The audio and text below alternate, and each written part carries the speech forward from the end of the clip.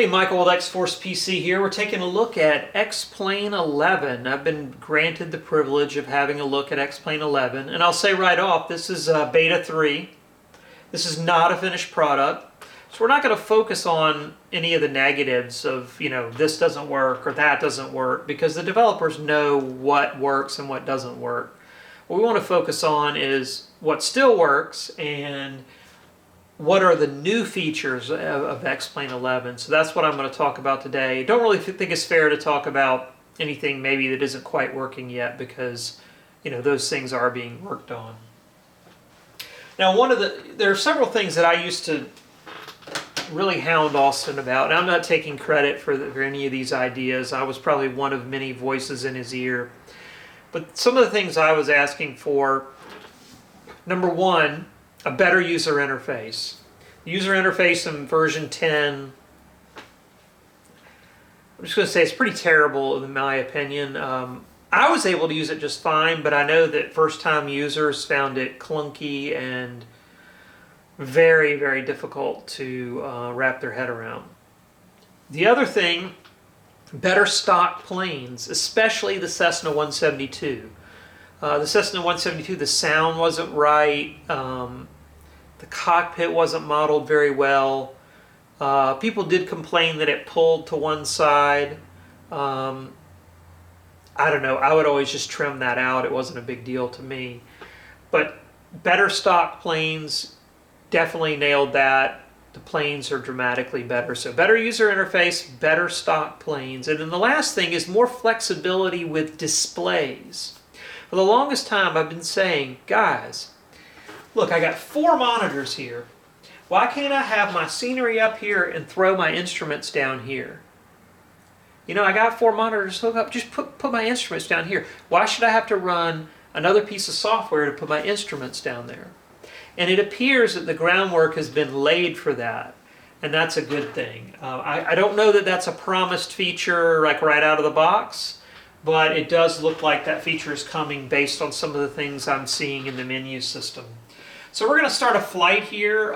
There's a whole video on the user interface that Tyler did. So I encourage you, go watch his video on the user interface if you want a real detailed look at it, because he'll do a much better job than I can do, because, well, he created it, so he knows it inside and out. But it's very graphical, lots of little thumbnails and pictures and so forth. I can pick what plane I want by just clicking on its picture.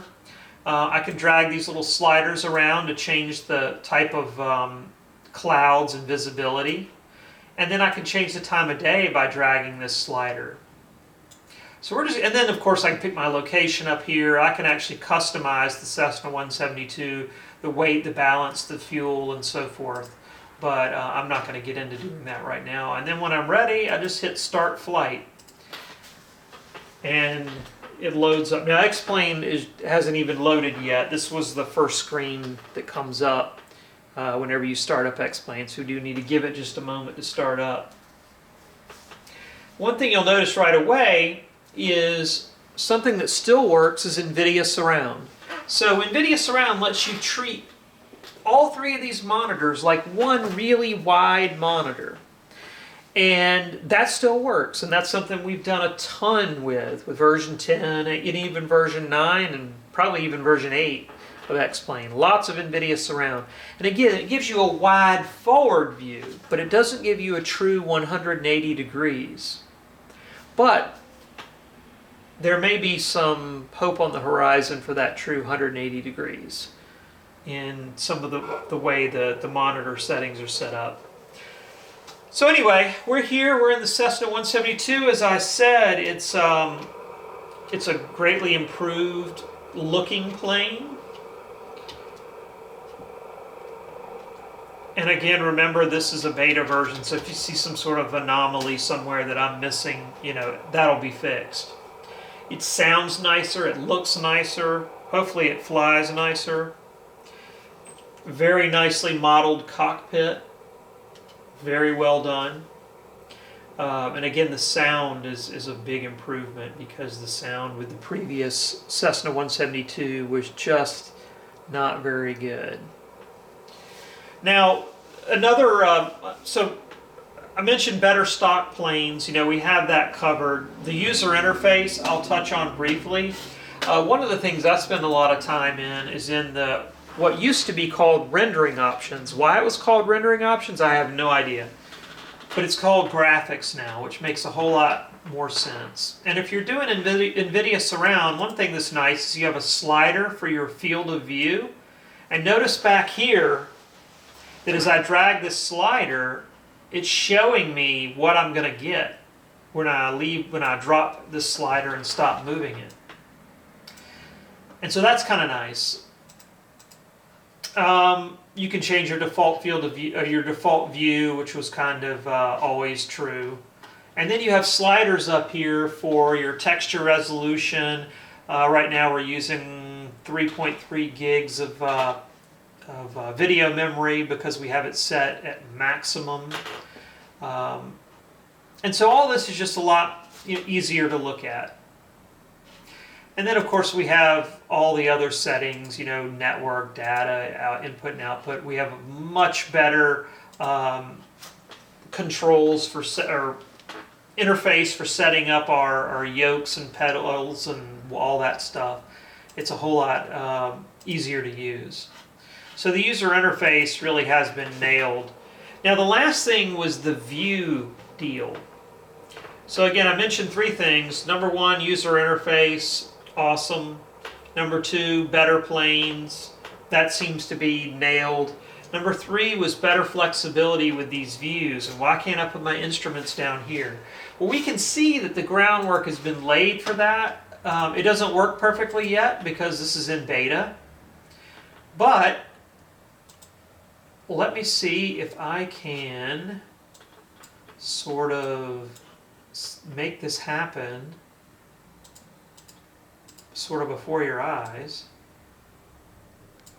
And then, it's not going to be perfect because I'm kind of trying to do this quickly.